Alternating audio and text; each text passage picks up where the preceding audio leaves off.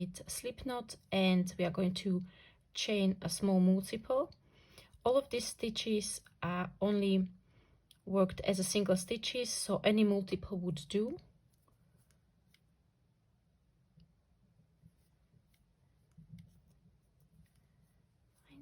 Okay, so I'm just going to go with 10 to make okay, so we then work the foundation row into the back bump of your chain stitches. Again, if you're not sure what it means to do the foundation row, I'm going to link down below the video to the basic stitches and techniques.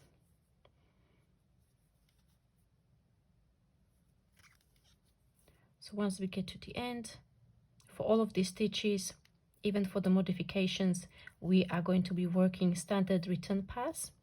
Standard return pass is worked as a chain 1, yarn over, pull through 2, all the way across.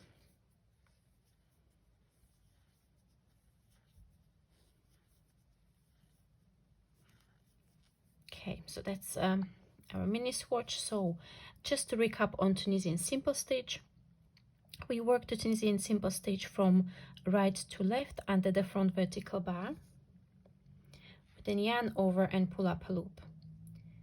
Okay, so that's first Tunisian Simple Stitch, and we are going to repeat this all the way across the row.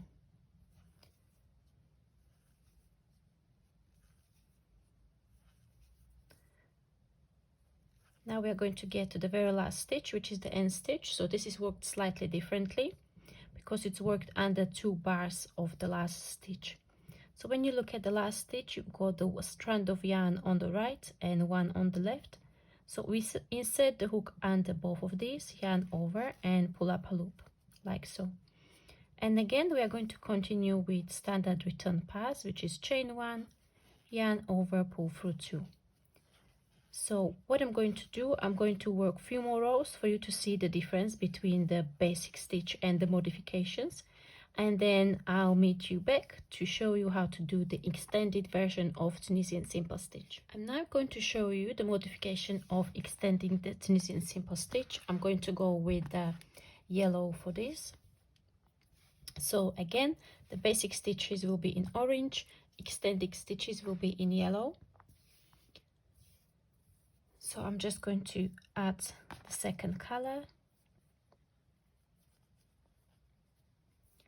and start the extended stitches. The extended stitches are worked with adding a chain 1 to the stitch, so they will be slightly taller than the basic Tunisian Simple Stitch.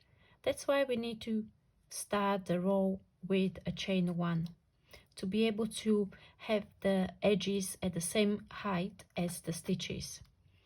So what we're going to do, we are going to go into the next stitch as for Tunisian Simple Stitch, and then add chain 1. Okay, Tunisian Simple Stitch and add chain 1, and we will repeat this all the way to the last stitch.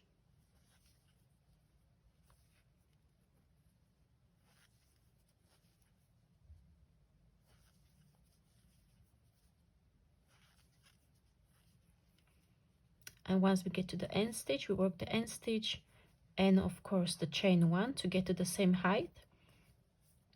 Now, not to confuse this chain 1 with the chain 1 that the return pass starts with, because we still need to work the chain 1 and then work the rest of the return pass. Okay, so we will work chain 1 and then yarn over, pull through 2, yarn over, pull through 2 all the way to the beginning of the row. So again, I'm going to work a few more rows. So this is the last color that we are going to be using in this swatch.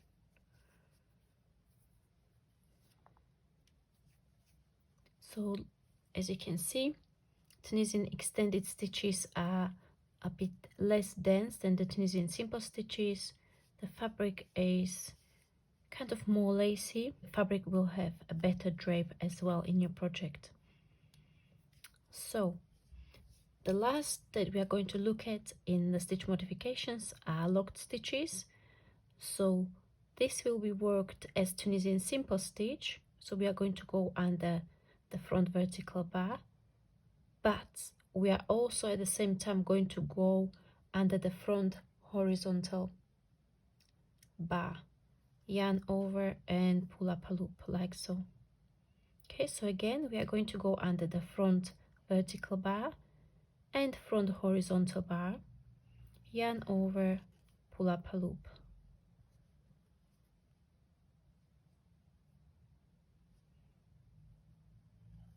And we will continue working the Tunisian simple locked stitches all the way to the end of the row.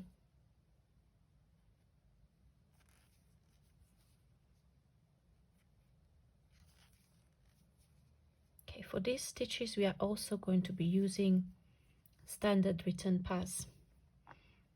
So we are going to go chain 1, yarn over, pull through 2.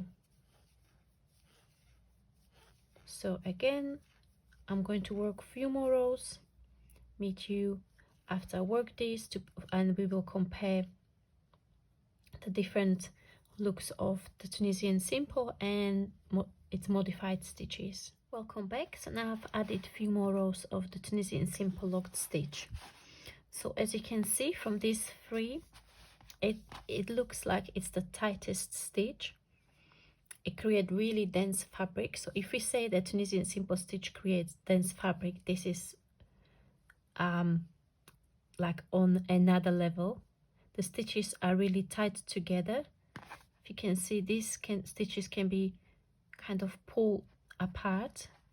This even more where we did extended stitches, but fabric on the Tunisian lock stitch is really dense.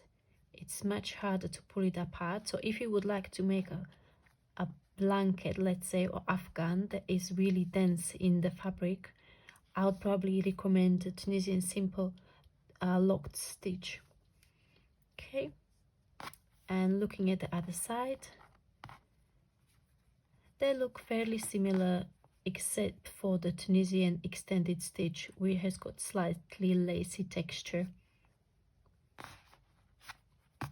Okay, so that's the end for this section where we look at Tunisian simple stitch and its modifications.